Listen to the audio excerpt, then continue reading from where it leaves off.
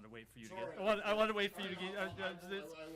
I would like to blame the uncomfortable pause for my waiting for you, but in fact, I was just trying to pull up my opening comments, so it was, it's quite all right. But I will defer. So. Well, good, because I have something to start with. So, President Biden and Secretary Blinken have been clear that the levels of violence we have seen in the West Bank over the past few months are unacceptable.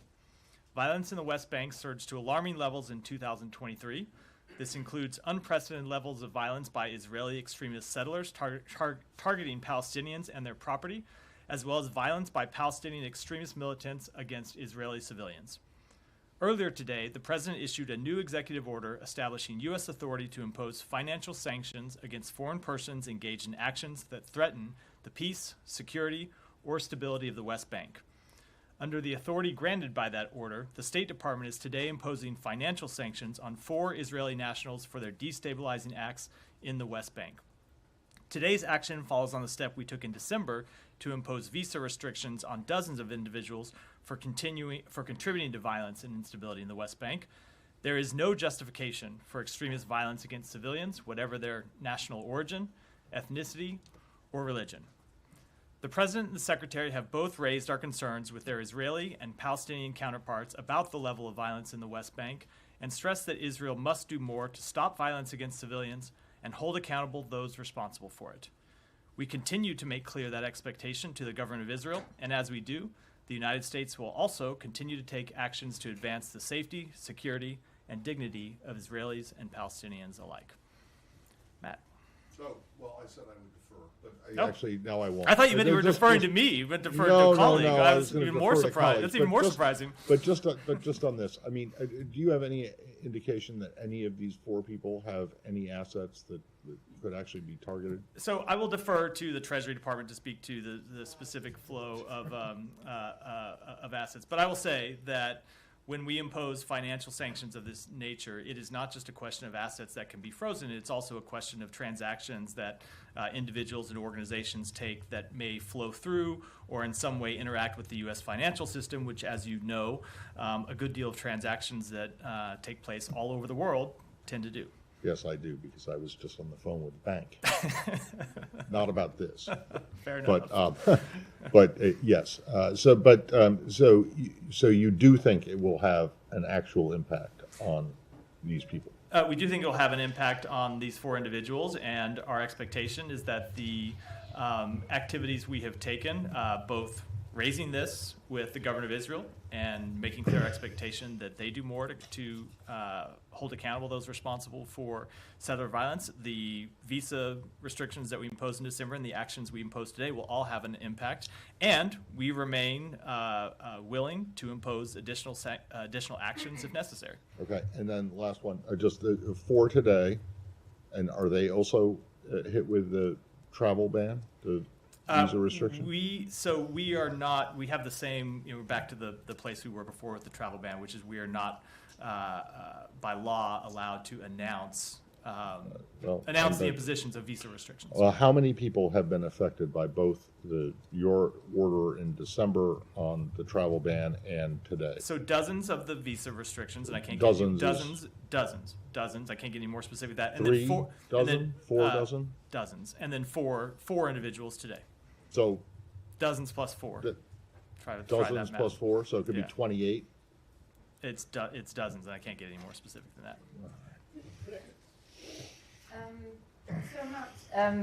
While this is one of the most significant actions by the administration, I'm wondering, a lot of people point out that many of these settlers do have U.S. citizenship.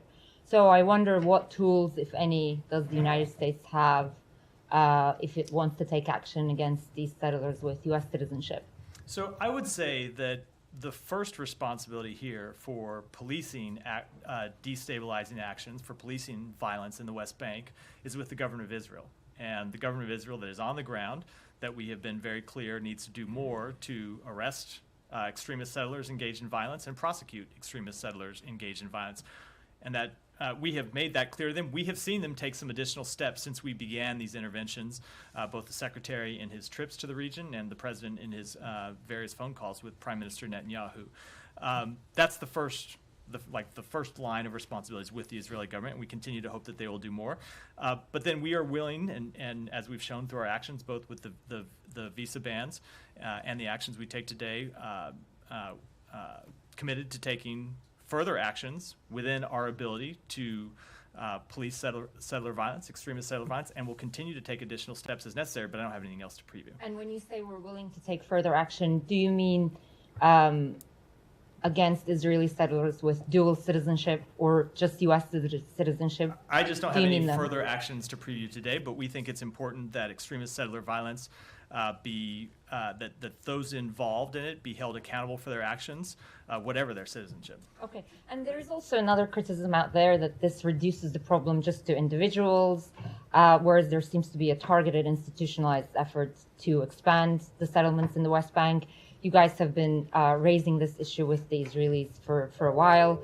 But I mean, how do you go about solving that problem, really? Because I mean, and again, attached to that, I want to ask, what exact answer is the secretary and U.S. officials in this building are getting from Israeli government when they raise this issue? Because it's clear that you don't seem to be satisfied with the actions that they're taking. So, without betraying too much of our private diplomatic conversations, I will say we have had some very frank conversations with them about extremist settler violence. And that includes some very detailed conversations where we have presented cases to the Israeli government, cases of settler violence where we have seen reports and where we have seen documented settler violence and asked them to take action. And we have seen them take some action. And so we've engaged in a back and forth with them, both at the secretary's level and through our embassy. What we have seen, and I should say, we have seen since those interventions over the past month, 6 weeks, 2 months, we have seen the level of extremist settler violence come down somewhat. Not come down enough. We want to see more. But the interventions that we've made have, we believe, made a difference. But we want to see it continue to come down, which is why we have taken the actions today. With respect to your questions about settlements, we have made clear that we think the expansion of settlements in the West Bank undermine peace, undermine stability, threaten the ultimate establishment of a independent Palestinian state, make it more difficult, and so we will continue to engage with the Israeli government on that matter as well. Let me go Sean first. And I'll come back to say. Just on the Israeli response to this, you've probably seen Netanyahu's office saying, "Hey, look, Israel. I mean, I'm paraphrasing. Israel has laws where we punish people who break the law. We don't need the U.S. to do this." Is there a response to that? I mean, why haven't they done it then? Do you think that's a valid argument? So they do have laws against violence, obviously, and we have seen them, as I said, take some steps to rein in settler violence, but we don't think those steps have been sufficient, which is why you've seen us take a series of actions starting in December and continuing with the president's executive order and the sanctions we imposed today. Sure. I was preferably related, but if you want to. Yeah, go ahead, Saeed. I just want to clarify the point that Umair raised on both regarding U.S. citizens. If they have like assets and properties and so on, could they, or is that a Justice Department issue? Could they be seized or frozen or something like this? This executive order is targeted at foreign persons. Okay, all right. And on the issue of the settlement, you've leveraged sanctioning the settlers, extremist settlers and so on, but you are not leveraging the settlement expansions and so on. So I know Humaira asked, but I didn't really quite understand what you tried to say. My answer was that we have been quite clear that we oppose the expansion of settlements. We believe that they undermine prospects for the establishment of an independent Palestinian state. They threaten peace and security and stability in the West Bank, and we have made that clear with the government of Israel. We'll continue to make it clear with them. Is that including efforts to reverse some of the settlements, the illegal settlements back? We have made clear that we oppose the expansion of settlements. Obviously, the issue of settlements has been a topic of dispute for some time, something that we have said needs to be resolved in final negotiations over the establishment of an independent Palestinian state, but we oppose the expansion of settlements. I have a couple more, but if I may. Go ahead. Yeah. One, have you heard about the HR 6679 that was passed today in the House about restricting visas of Hamas, but also the PLO? I mean, the PLO is someone that you interlocute with. They have come. They come to New York. They come to other places and so on. How is that going to affect them? Why is that? Well, it's not, Of right course now it's it a has no effect because it's congressional thing, draft yes, legislation. right. We don't have, I don't have any comment on draft all right. legislation. Okay, that's fine. And just a couple more things. The chiefs of WHO, UNICEF, and several other organizations and Chief of who? NGOs, Sorry. they're Bad. You're old enough to remember. You're old enough to get the joke. The WHO, I think you mean, yeah, right. yeah, WHO. That's on okay. first. Who is on first? Yeah. Yeah, who's on second? first, exactly. What's on second? That's right. All What's right. on second? We know that That's one. right. Okay. That's right. All right. Thank you. Thank you. There are a lot of people in this room that have no idea what we're talking about right Yeah. now. Well, we Sorry, know, go we ahead. know it. Us old Right. timers know it. Go, You know? go ahead, Sai. All right.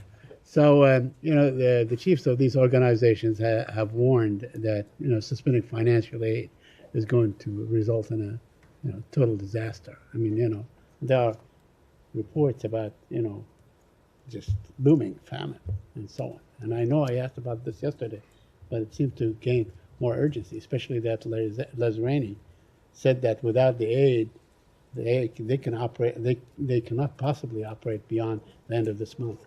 So I don't really have anything to add to what I said yesterday, which is that, number one, there is an urgent humanitarian crisis in Gaza.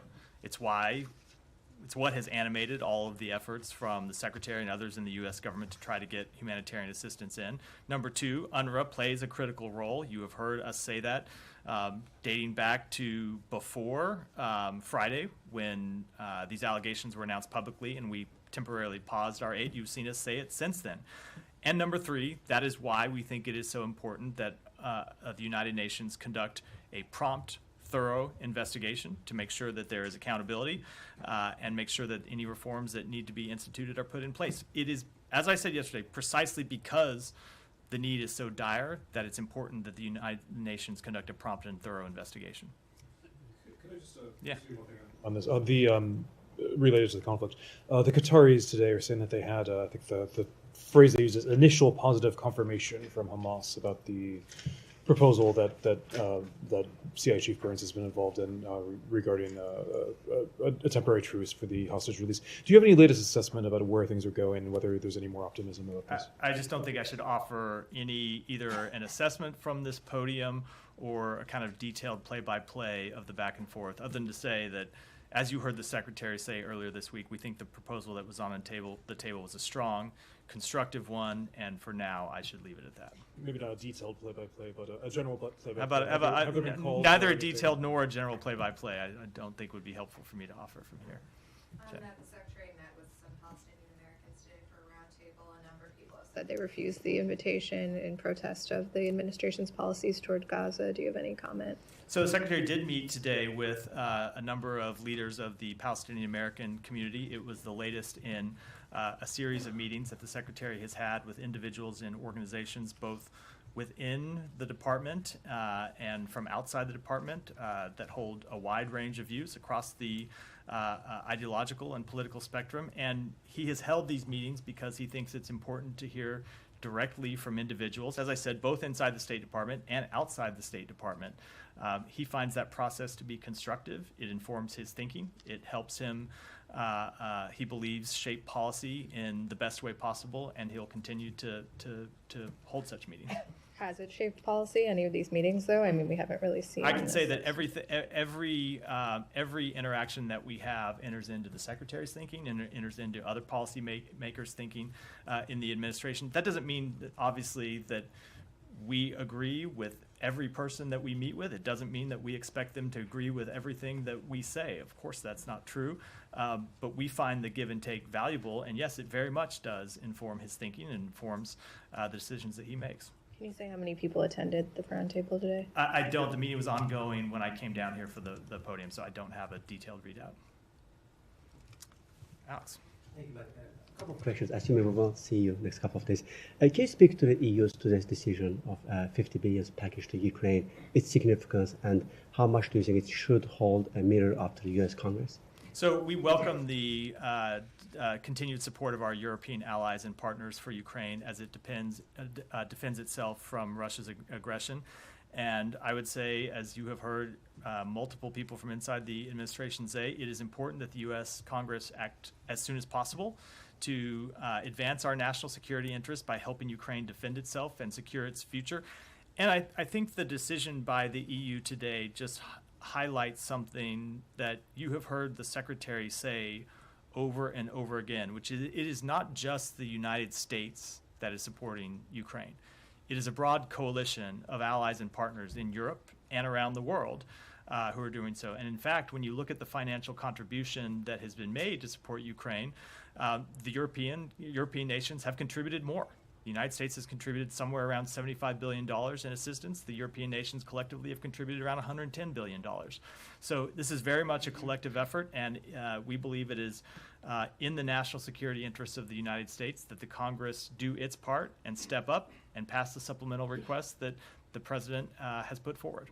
I can separately staying on the region. Russia today has extended the detention of RFE reporter Alsu Kurmashova. First of all, your reaction to it, and secondly, some European countries sent their representatives to the processing. Why weren't the Americans in the room? So we are aware of the extension of her detention in Russia. We remain deeply concerned about this matter. We have no higher priority than the safety and security of U.S. citizens. And I will say, with respect to her detention or her hearing today, because of Russian government-imposed staffing and travel restrictions, Embassy Moscow was unable to attend the hearing in Kazan, where she is being held. We continue to seek consular access to Ms. Kumasheva and insist that Russia allow consistent, timely consular access to all U.S. citizens.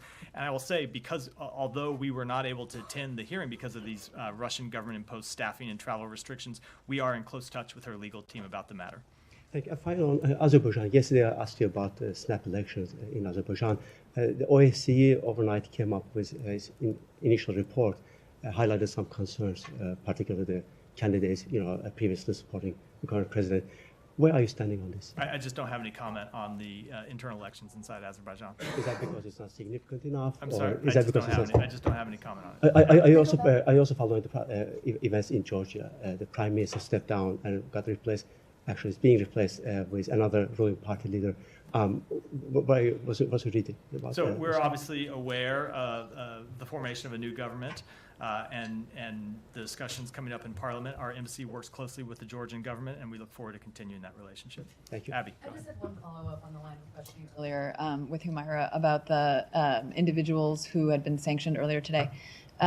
Senior administration officials had said some of those individuals had already been prosecuted under the Israeli system. How many of the four had already been prosecuted? 3 of those 4 had been prosecuted, 1 had not.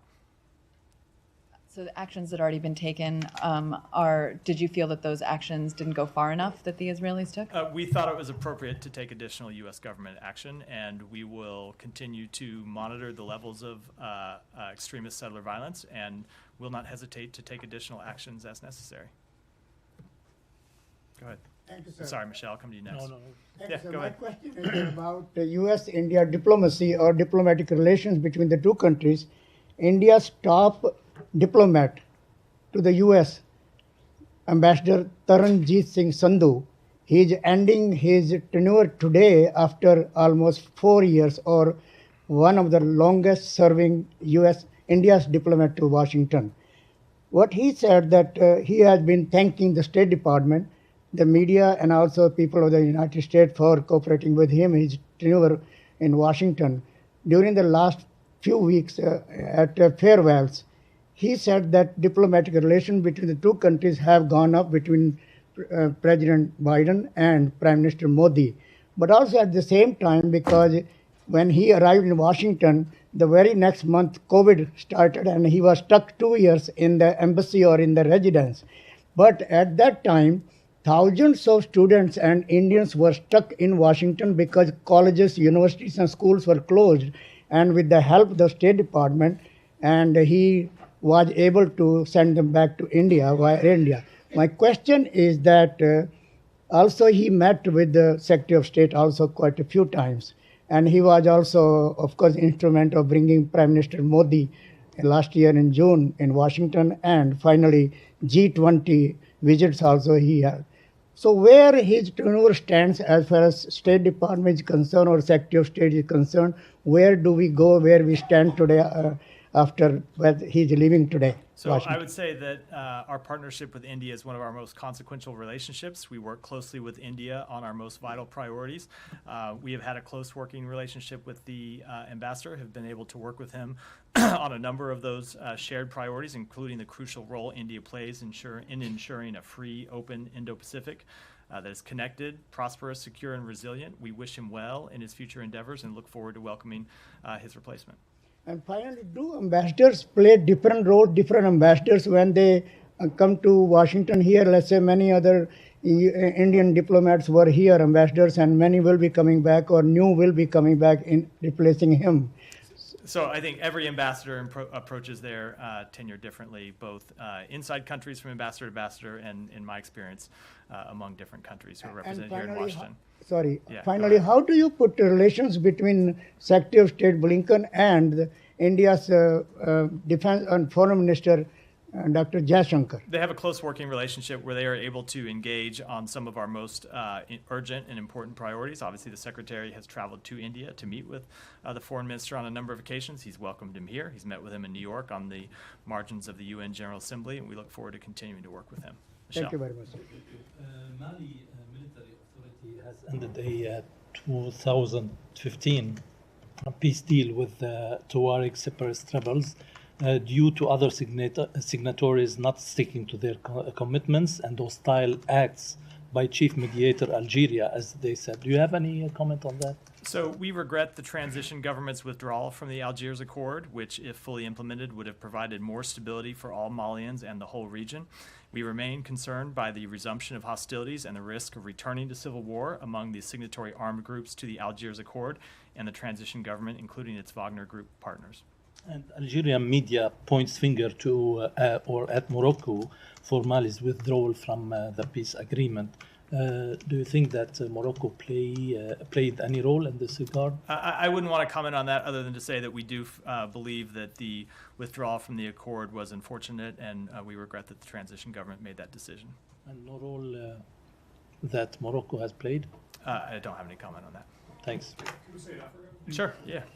Kenya, I know the meeting, I believe, is this afternoon, necessarily, Yeah. but the secretary meeting the Kenya's top diplomat, but Haiti, obviously, I know there's a statement that was issued over the weekend, but is the U.S. still hopeful that Kenya could lead this mission in Haiti, or is there a look now for a plan B? It's been well over a year since the U.S. started talking about this. We are still hopeful. Obviously, we saw the decision by the Kenyan Supreme Court last week. We noted that the executive branch in Kenya declared that they would appeal that ruling. We will be watching that matter closely. We do think that the multinational force is important to go forward as soon as possible. We continue to work with international partners, both Kenya and other international partners, about funding for that multinational police force, and want to see it implemented as soon as possible. Go ahead. Start over here. Secretary General Guterres today warned that the humanitarian system in Gaza is collapsing, saying that everyone is hungry and 1.7 million have been displaced. Do you have anything on that? Any updates on, your efforts to address the humanitarian situation and hunger in Gaza? So we continue to work to try to increase the flow of humanitarian assistance in, and I think one of the ways I would address that is, so we have seen a number of problems, right, with delivering humanitarian assistance to actually not just into Gaza, but to the people in Gaza. And chief among those problems is not just the ability to get aid into Gaza, but then to actually deliver it to the people who need it inside Gaza because of the intense nature of fighting in an ongoing conflict. So what we saw during the last humanitarian pause, the one that was implemented in late November, was a surge in humanitarian assistance into Gaza and an increase in the distribution of that humanitarian assistance once it got inside Gaza, for the reasons I just articulated. So one of the reasons we think another pause would be so important is not just to secure the release of the hostages who are still being held by Hamas, but also because it would enable the sustained increase in distribution of humanitarian assistance. So I think what we would say that, we have pursued this pause intensively. We have made clear it's a priority of the United States. Other countries in the region have made clear it's a priority for all of these same reasons. And we are hopeful that, and it's why we hope that Hamas, which continues to hold hostages and continues to hide behind human shields and continues to take activities that makes it so difficult to get humanitarian assistance into Gaza. We hope that they will agree to a pause. And do you have any updates on the possibility of another pause in Gaza? I don't. As I said earlier to I think it was Sean's question, I just don't think it's productive for me to give a play-by-play about what are intense private negotiations from here. Yeah, go ahead. Thank you, Matt. After the attack in Jordan, the Iraqi government took some steps, and they made these groups to put statements and suspend their attacks.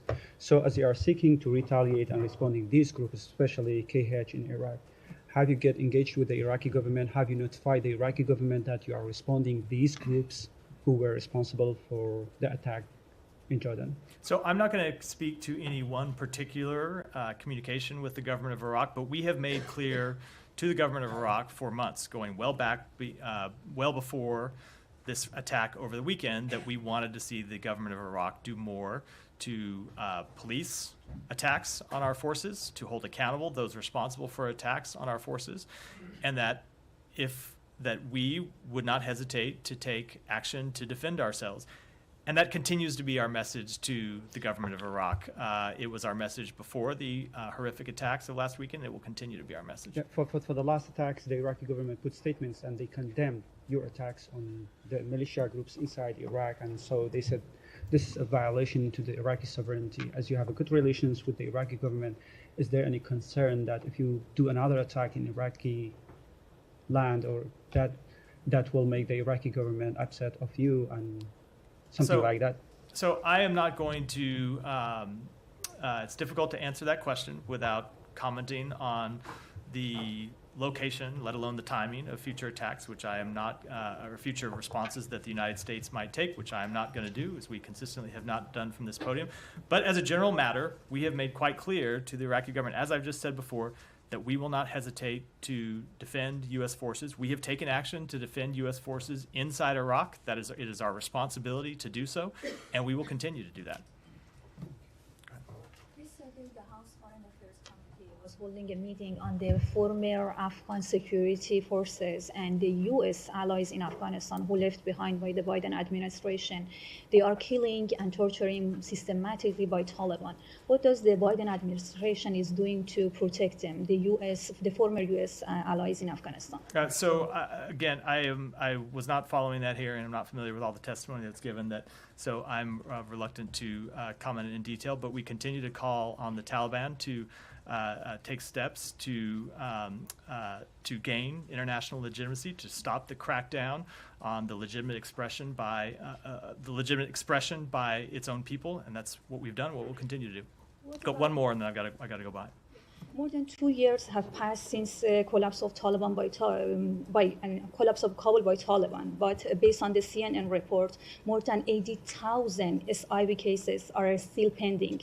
Don't you think, by considering the situation in Afghanistan, the U.S. Biden administration should be accelerate those cases? We have been working very hard to accelerate those cases and work through the backlog, and we'll continue to do so all the way in the back. Because I apologize yesterday for missing you. So let me make sure I get to you today. Thank you. I have 3 quick questions. The first one related I didn't say you get 3 questions. One for today and one for today, 2 for yesterday. I did miss you yesterday. Yeah, okay. The first question is related Russia and Ukraine. President Putin suggested creating a buffer zone, demilitarized buffer zone between Russia and Ukraine. Do you support this idea or not? And this is the first question. If you support a buffer zone demilitarized between Russia and Ukraine. So I'm struggling to understand how a demilitarized zone between Russia and Ukraine would be implemented when Russian forces are currently inside Ukraine. Tough to have a demilitarized zone when Russian forces continue to operate on the Ukrainian side of the border and President Putin has made clear over and over again that he has not changed his aims to conquer and subjugate Ukraine. So I think if Russia really wanted to show interest in a demilitarized zone, the thing they could do is start by demilitarizing the parts of Ukraine where there are currently Russian forces. Okay, so second question.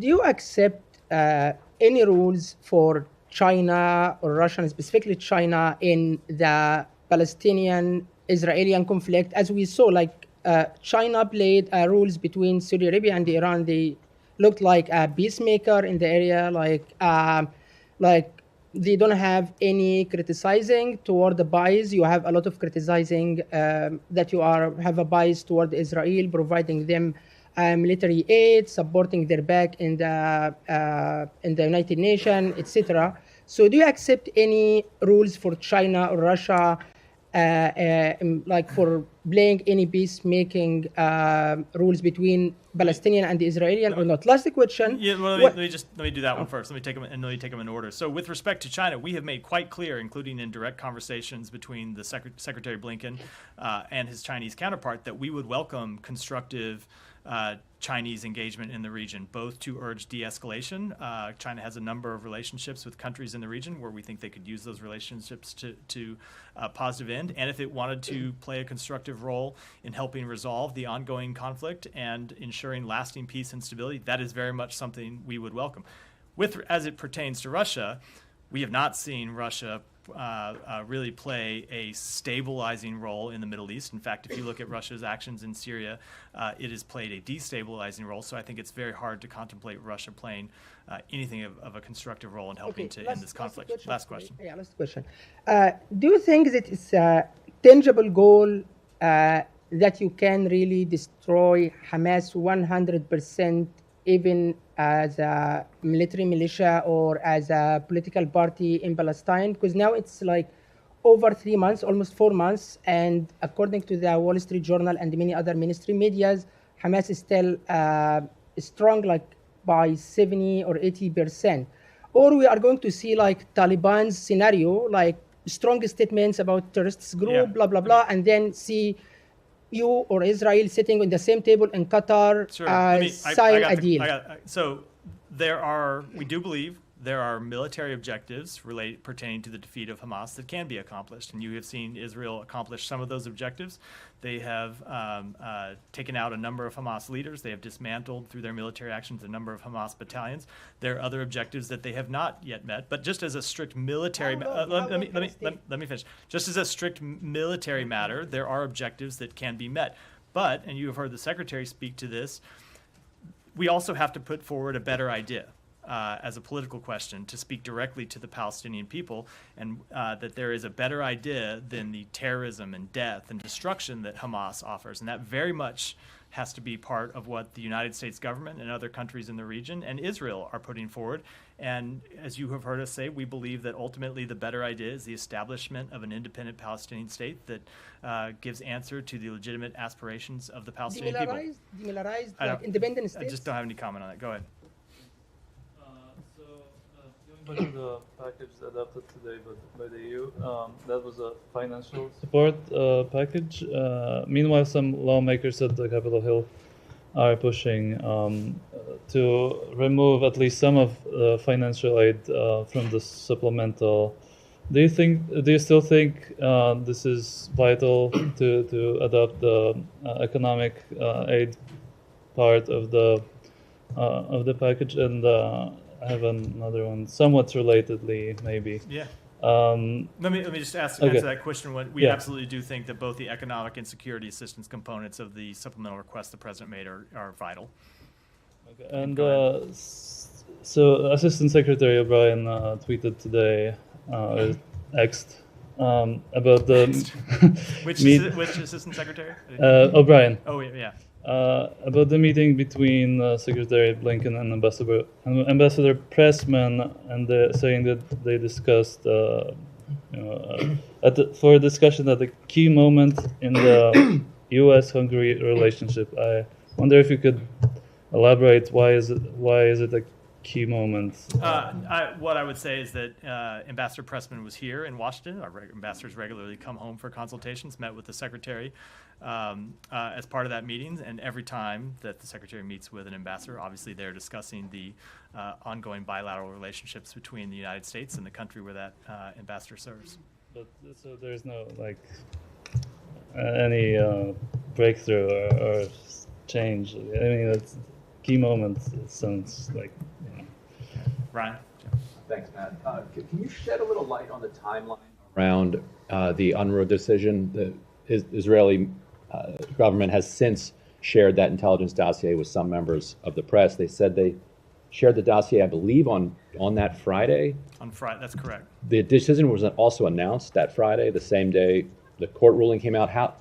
How was state able to, how were you able to make such a fast decision? It's a good question. So I think there has been some confusion about this. This matter was not first brought to us by the government of Israel. It was brought to us by UNRWA itself. UNRWA brought this matter to the government of the United States, the State Department, on Wednesday of last week, and said that they were aware of allegations by the government of Israel, and they had conducted their own initial assessment and found those allegations to be credible and were taking disciplinary action against a number of people. So they contacted us on Wednesday. We spent Thursday looking into the matter. We contacted the government of Israel on Thursday, engaged in initial consultations with them. We're continuing to talk with the United Nations. The Secretary spoke to the Secretary General on Thursday.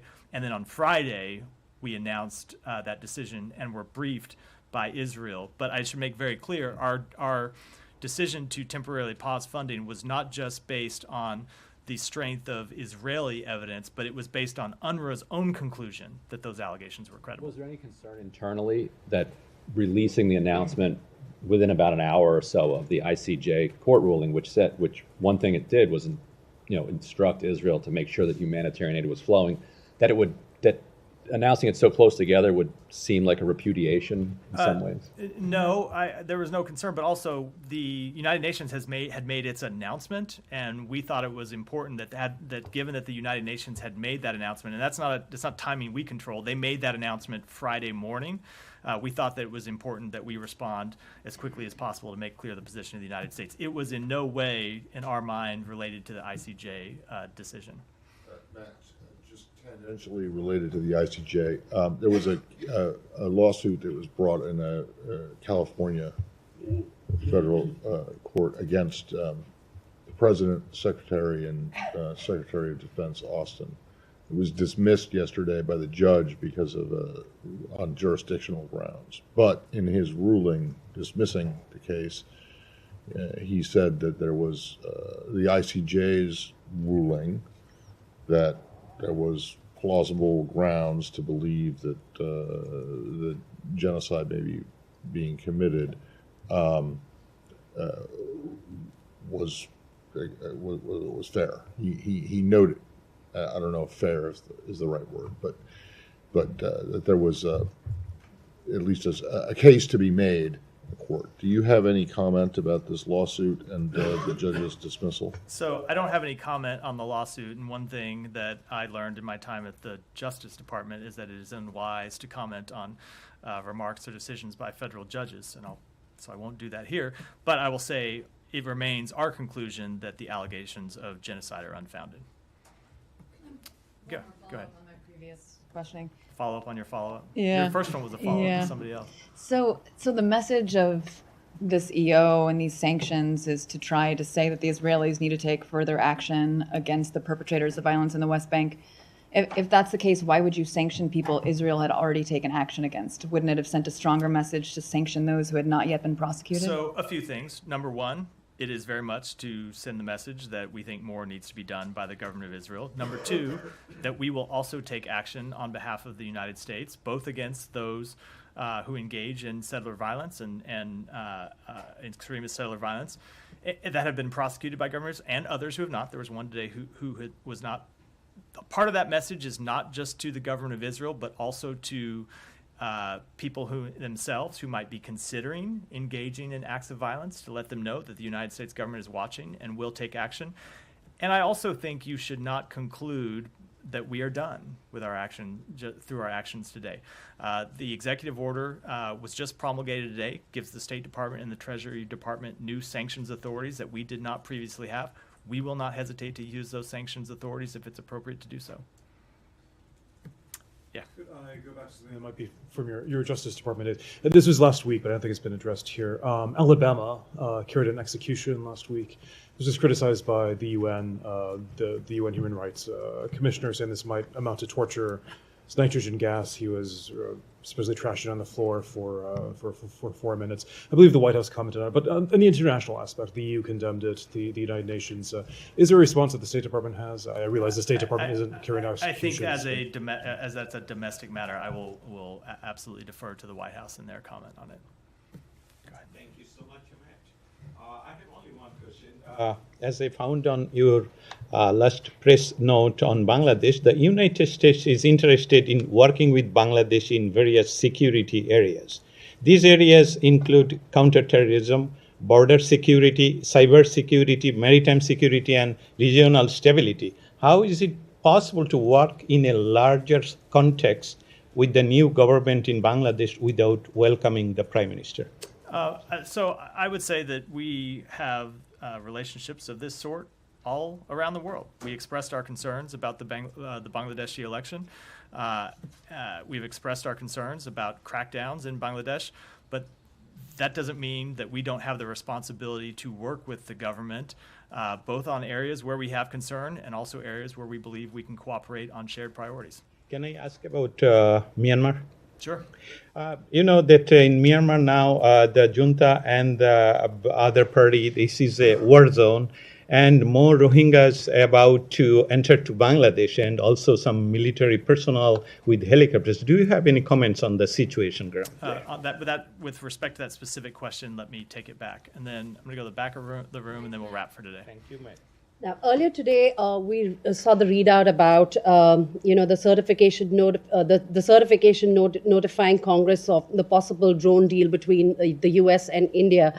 Can you sketch out the timeline, or the next steps, and how important this deal would be? I cannot give you a timeline. This was the initial step today, notifying Congress.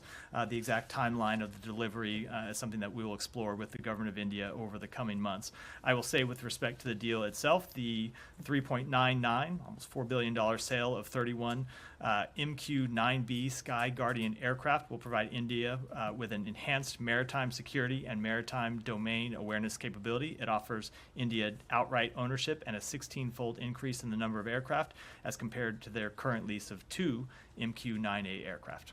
And with that, we'll wrap for today. Thanks, everyone.